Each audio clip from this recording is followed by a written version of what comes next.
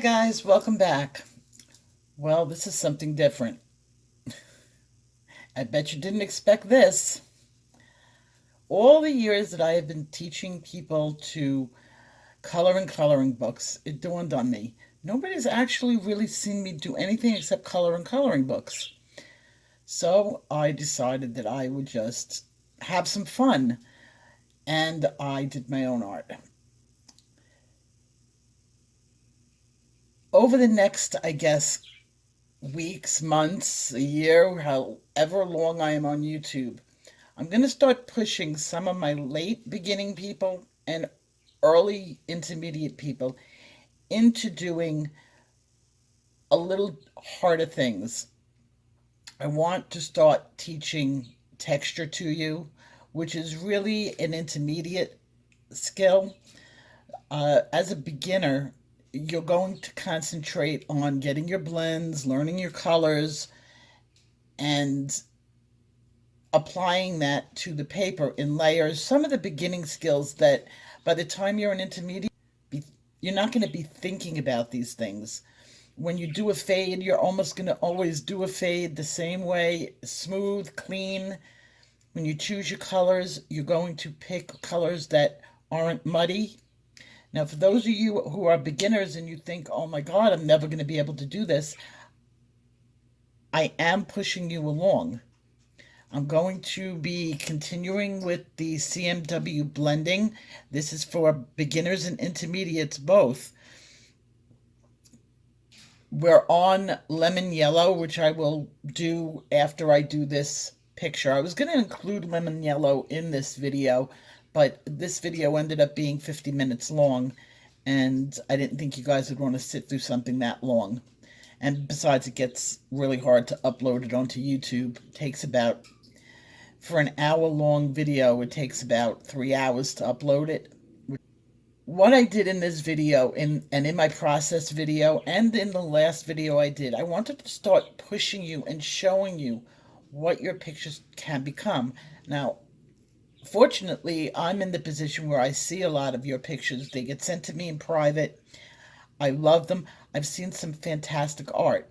In fact, this morning I received a whole bunch of pictures from one of my subscribers who is very into art, and they wanted an honest opinion because when they go out into the groups and they show the work, sometimes they don't get a critique. I thought, I'm going to say it here, I thought her work was fantastic. I do not believe she is a beginner.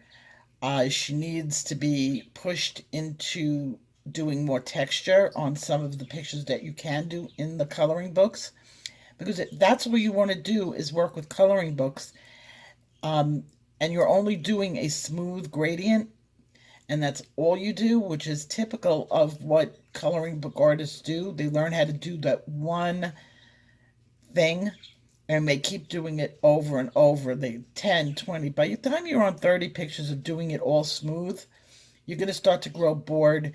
Your pencils are going to get put away for special occasions, and then you're not going to do it at all.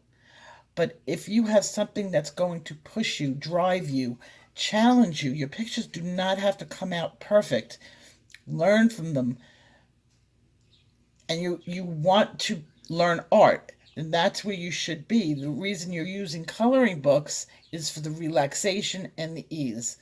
But many of you that say are becoming more and more into the hobby are, you don't want to just color like you were when you were a kid. You want to produce art. And that's what I'm here for. I'm going to push you in that direction.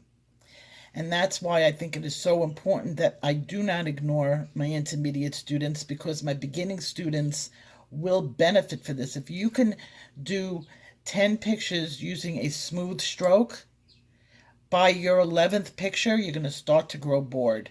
The pictures are going to start to look alike. But what happens if the beginners immediately start doing texture? And that opens up a whole new world for them. And believe it or not, texturing is not difficult. It's more of creating an illusion, and I'm going to teach you those illusions. And once you learn them, it becomes easier and easier to reproduce more and more and more.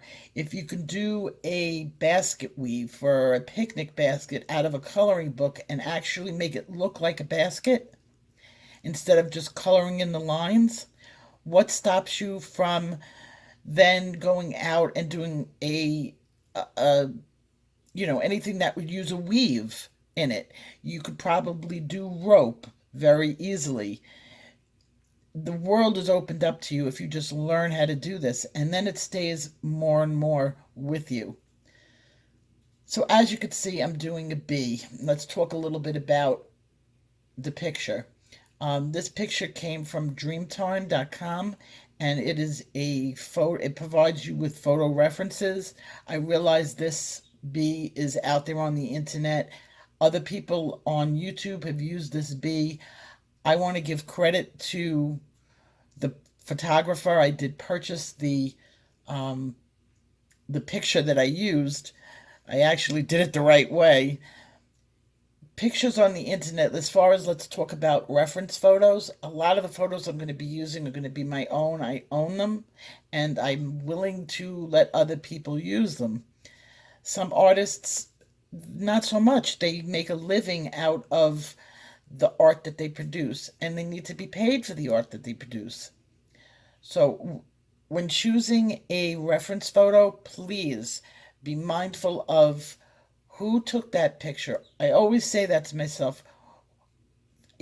Thank you to the great artist who had to learn other skills, the photographer who had to learn how to take a clear picture with clean lines.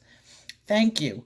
And I pay for my pictures. There are lots of places that are inexpensive to get these photos.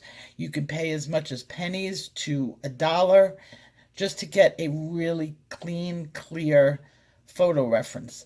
And yes, I know you can go onto Google and get anything you want, but for those of you who are going the right way, I want you to think about that and who's providing that picture. It's a big problem in the art community, especially among photographers. I mean, it's not so much people who do original artwork, but it's the photographers. And since I'm an amateur photographer, by all means, amateur, I do enjoy taking pictures and photo editing them and doing the whole thing and being proud of when I get that quote, quote, money shot. And I call the money shot the one when I take 50 pictures and it's that one picture that comes out perfect. So I'm a hit and miss, point and shoot girl. Imagine if you're using your skills every time you pick up your camera. There's a lot to it, shutter speed. And so keep that in mind when you're choosing your pictures. Now, what was I going for in this? Well, it's been a long time since I've done original art. I wanted it to look like a bee. That was my goal. Being able to tell it was a bee.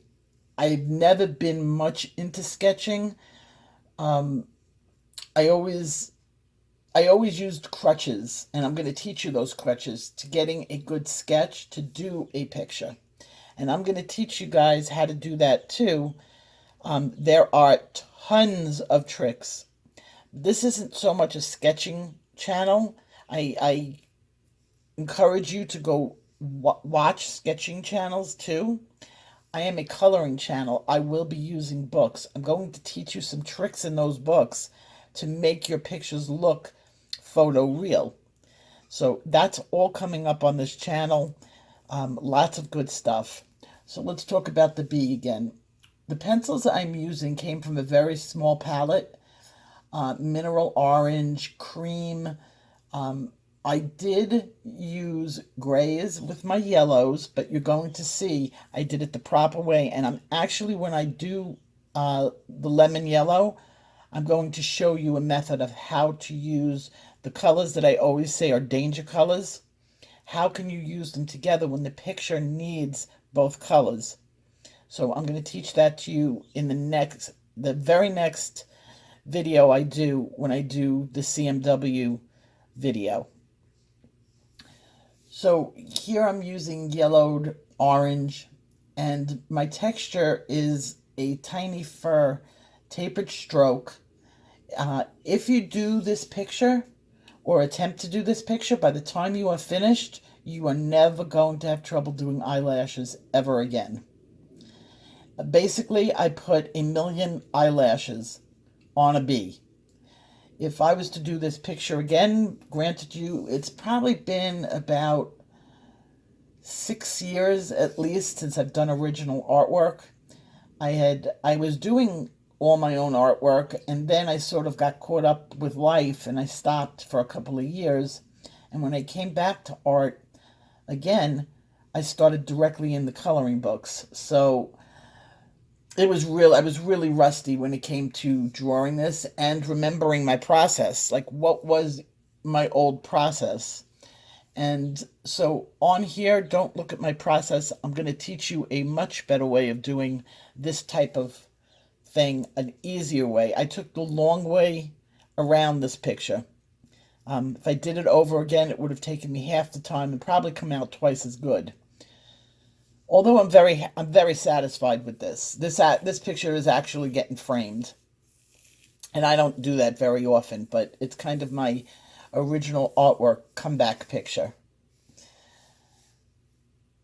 And I also got the seal of approval from my daughter, which is completely amazing because she is my biggest critic. If you think I'm critical when I do a critique of you guys, you should see my daughter doing it to me. Oh, you could have done this, you could have done that. Well, and she forgets to tell me if she likes it or not. But she's got a different eye. She's got the eye of an artist. And I'm now learning from her when she used to learn from me. The pens that I'm using, it is impossible to do fine detail needle-like fur with just pencils. You can do the illusion of fur with just pencils, but I kind of wanted, really, when you looked at this picture and you got up close with a magnifying glass, I wanted you to be able to distinctly see every hair. So I got out my Micron pens. Now this one that I'm using now is an 003. I use 003, 005. What else? Pens. I used it in two different colors. I used the sepia and the black. The 08. Yeah, the 08 is a thicker one. I actually had a better time using the thicker one, the 08. So I would recommend getting all three pens if you want to do work like this, the type of detail. And the reason why I'm saying don't run out to get them yet unless you're really serious about doing it. And watch some tutorials on how to use them. When you're using a marker or a pen marker that has the filament is so tiny, if you apply really poor pressure on it, you can easily, and I mean easily, damage the pencil and it'll stop working. There are some excellent tutorials on refilling those pens. You don't have to run out and get a new one every time. But yeah, the filaments are so tiny. If you press too hard, the trick to using those tiny pens is light, light, light touch. Let the pen just scratch the surface and you'll get a better line. Right now I'm using dark brown. Yeah, my dark brown, and I mixed the fur with a couple of different pencils. I used dark brown. I used gray. Could you believe I used gray on yellow? Something I tell you not to do, and that's kind of why I chose this, because we are doing the lemon yellow this week, and every time I tell you not to, and here I am breaking my rules. And remember, in art, rules are meant to be broken.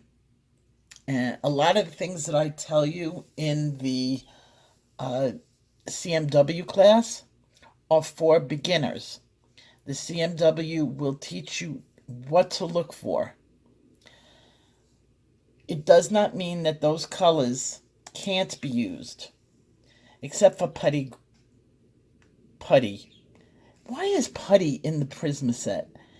They could have come up with such better um, color than giving putty beige. It's not even a pretty color. Like, the name isn't even pretty. Oh, excuse me, pass me the putty beige. Who would even... so far, in all the years that I've been coloring, I've never used one time my putty beige. Imagine if they had bubblegum pink or baby blue or some of the other colors that are in other sets. They gave us... I'm going to start a petition to get rid of the putty. Switch it up. So if you guys use that putty, please tell me what it's used for.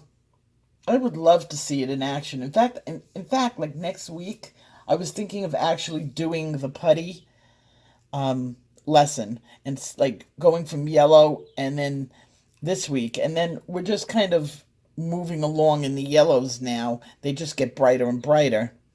So they're going to react to colors slightly differently because the yellow will react to colors that you didn't expect. But I was thinking of putting the putty in there because I really, really, really want to know, what does this putty do? How does it react with other colors? And if it reacts to other colors, what color does it react to? Because I've never seen anybody do a tutorial and choose like putty beige on the screen. It just... When doing these fine lines, remember that this is a hyperlapse. I am including some real time so you can see how slowly I was going. I'm actually going about 8 times faster. So my strokes are much more precision than it looks with me just flicking my hands. That's kind of like, I know it's very hard to do a hyper real picture in real time. You can work 10, 12 easy hours on a small picture, if not more. So you have to understand that hyperlapse is the only way to be able to present it to you, but it really doesn't teach you much. So don't worry, I'm going to go back and slowly teach you everything you need to know. After a couple of lessons, even you are going to be able to attempt this on the beginning level. On the intermediate level, you will be able to do this once I just go over a little bit of the finer details slower. As you can see, I'm using a variety of pencils. I broke out my polychromos. I'm using the mineral orange, or the equivalent. I think it's henna from polychromos. It's the one that looks like goldenrod. And what else did I use in here? I used lemon yellow, of course, mineral orange from the Prisma set, orange. And the funny thing is that I was using everything but goldenrod, which is like one of my favorite colors. I realized I didn't even have that out. Okay, so I'm using cream and eggshell on the lighter parts. I did not achieve, while doing this picture, the actual color that I was looking for. I was looking for a lighter and less yellow saturated color. And at the end, it was funny because I actually found the exact color that I wanted to.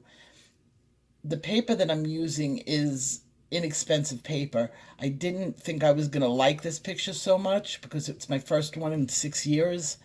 So I thought this was just going to end up in the pile or on the refrigerator. So I didn't use a good art paper that I know is archival and will last. So whatever happens to this happens. This is the Giorgio Pacific 110. I believe it's acid free. Most papers are nowadays. Who wants acid in their paper? But this is the risks you take when you don't use an art paper and you're doing, if you use a cheaper paper, you might have, you might come out with something really good. So, but I know if I redo this, it's going to come out even better. So I was saying at the very end, the tooth on the paper was giving out before I was given out. Uh, Knowing what I know now as compared to what I know then, I would have had to use much less layers to achieve the same effect. So this paper would have been fine, but I broke out my Holbeins, which I only break out for, well, I can't even say I only break out for because I haven't used them really to do any art with except for testing. They're kind of like my golden child, and I don't want to use them up because they're very hard to replace, very expensive to replace. But I did discover the right color was the cream from uh, my Holbein set was the exact color I was trying to create and didn't. But that's okay. If I redo this picture, which I may because I really liked it, and just to see if I could reproduce it, I'm going to go straight to the Holbeins and good paper. I slowed it down. You could see very slow, methodical strokes. My hand is held back on the paper to get a smoother look. This is probably what I should have done for the entire picture as the undercoat, and that would have made the shading on the overcoat where I'm doing the texture much easier. I discovered that towards the end of the picture and regretted the beginning of the picture. So this is definitely not a process picture. This is kind of just a video for me to show you guys that, yeah, I really can do art.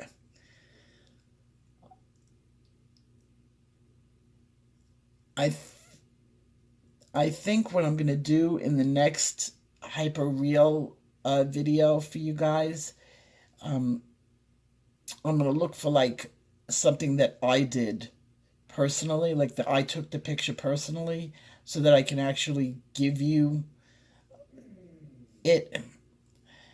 Now, let's talk about the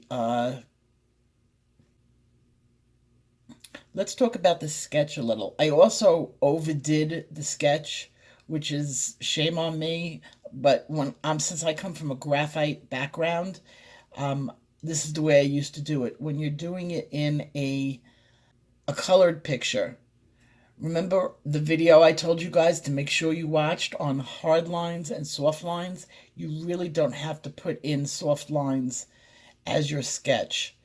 You have to put in the hard lines, and then it is way easier, and you don't have to, because it never really works out when you put hard lines in. You could put markers in it in your sketch, but soft lines are unnecessary. That's going to be the fun of learning how to blend the colors so it creates those soft lines. Now, if you haven't watched the hard line, soft line video, so that you know what I'm talking about, hard lines define edges of different objects. Soft lines are where the changes in color on the object move along. Now, you can have two objects that have soft lines between them, and that's done in like a blurred, like background. But like the wings would be a hard line. The body of this would be a hard line. The shading on the inside, which I did include in my sketch, did not have to be didn't have to be there to begin with, and that is like the one thing I would redo. If I did this again, I wouldn't include any of those soft lines in the picture. And I know a lot of people come from a coloring book background where every line is a guide for you. If you know how to shade and you understand, which is on the intermediate level, on how to make an object look like it's bulging out, going in, if you understand that concept, you will not have problems doing this. Once you understand that, and then you go in for, say, a texture, and you're creating a texture over those ins and outs, That's how you're going to end up with a very real picture looking picture. On top of that, what a hyper real picture includes is a lot fine detail. And you have to keep those fine details in mind.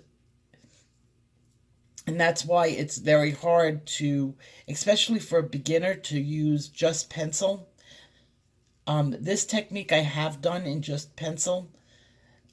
Doing the small fur, it's possible.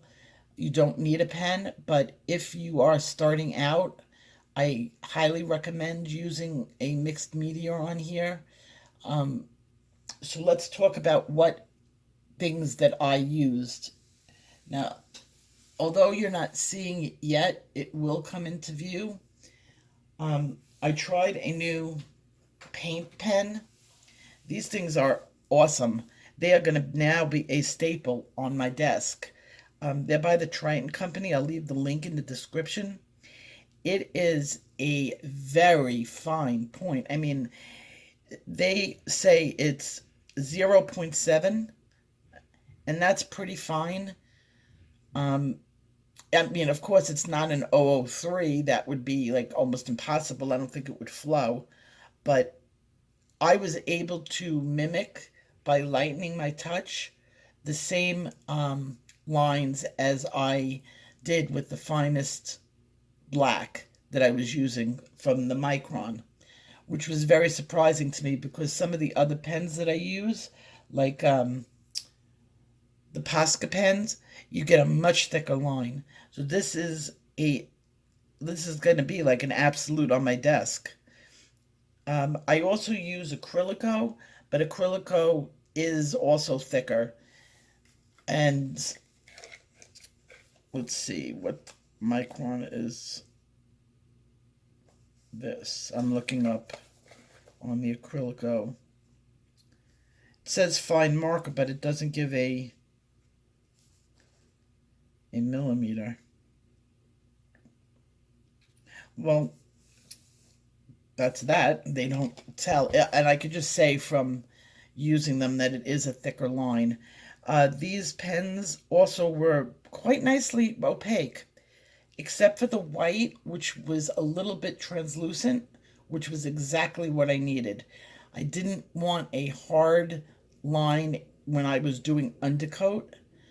You kind of want a faded look, and that was exactly how the Triton pen performed. So really, this gets really high marks from me. You're going to see it coming up in a little while, and I'll be able to show you what I'm doing with it. Also, what I liked about using the white, the paint pen as the white, is you can scrape it down to get a thinner. All you need is the sharp edge of a pencil point, and you can get it any thickness as you want, and it scrapes down really easily. And in 24 hours plus a seal, it's permanent. No paint pen is going to go over wax, and you have to expect it to stay where it is forever. I mean, it does a good job. It doesn't, disappear, but you also have to, seal it to make sure it adheres to the paper in the same way as the wax does. And that's just the nature of the media. So, yes, here you have a magnifying glass.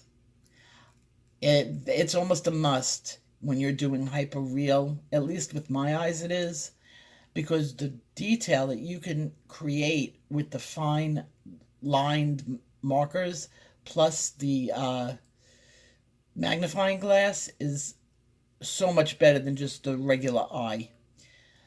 Also, what I found that when I'm using a really fine pen like the 003, I almost need a magnifying glass to see it, or I will try to be able to see the line by pressing too hard. So if you use the magnifying glass with the Micron 003 or 005, you'll see it and your hand will stay lighter, if that makes sense.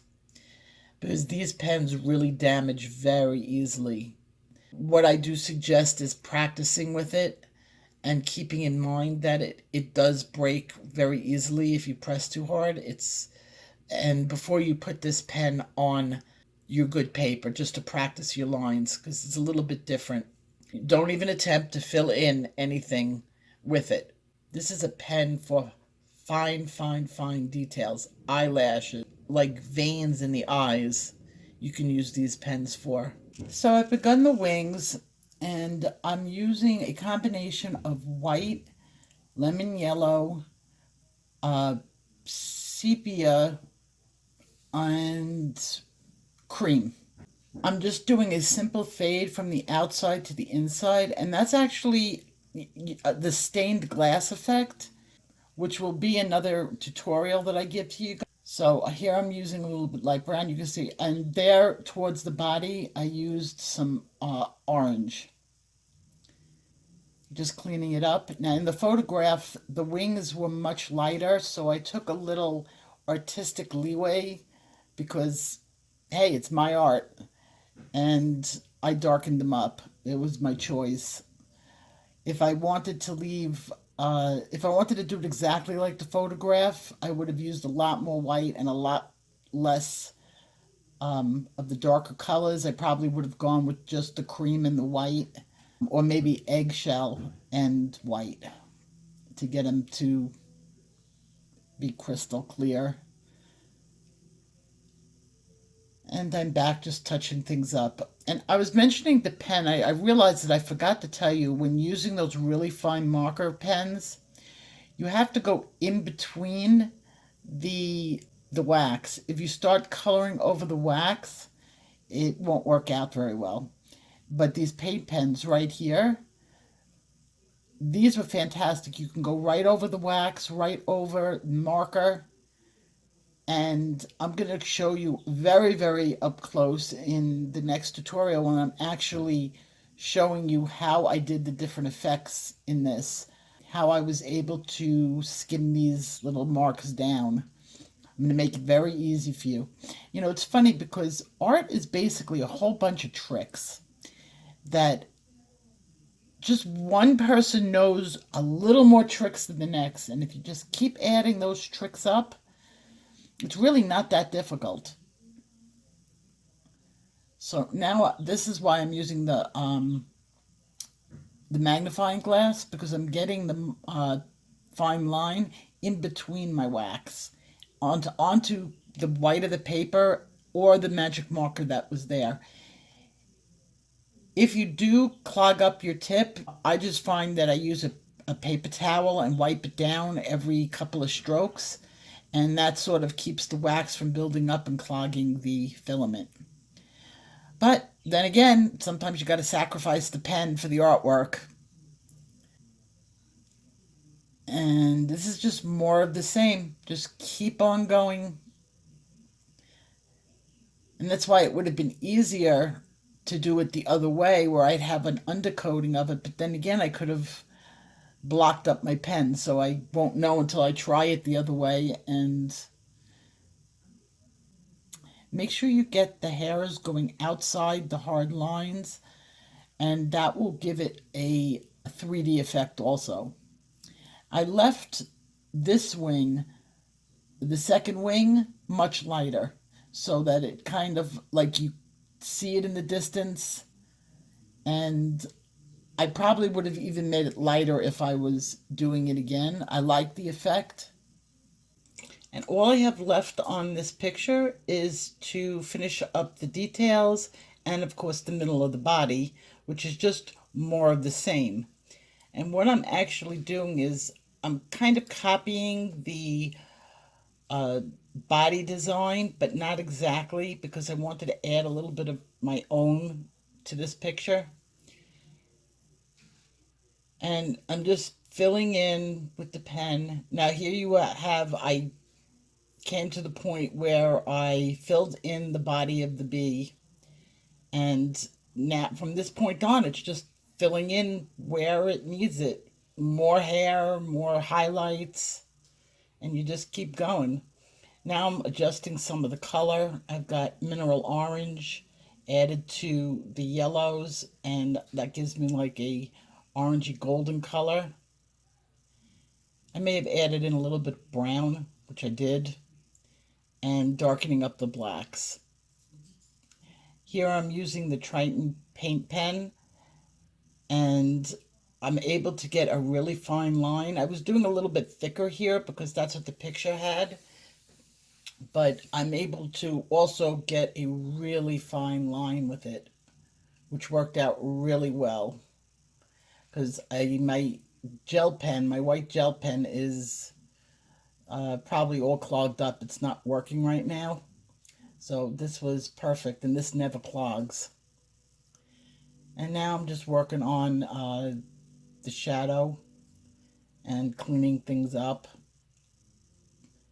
That's a mechanical pencil and a kneaded eraser. I don't usually use a kneaded eraser on like colored pencil erased or something. I used my electric for that because it works a little better. A kneaded eraser doesn't really take off colored pencil that well. And now I'm adding a little bit of pastel chalk, and then I'm going to blend that in. That's just a napkin. I probably could have done a better job with the shadow, but here's the finished picture, and on top is the photo reference I used. So that worked out, pretty nice. I think it looks like a bee. I was pretty happy with it. This one is a keeper. And it's been a long time since I've signed my own art. I don't sign my books because I'm not the artist when it comes to the books. But when I do something like this, I actually sign my name to it. And I will see you guys in the next video. Take care.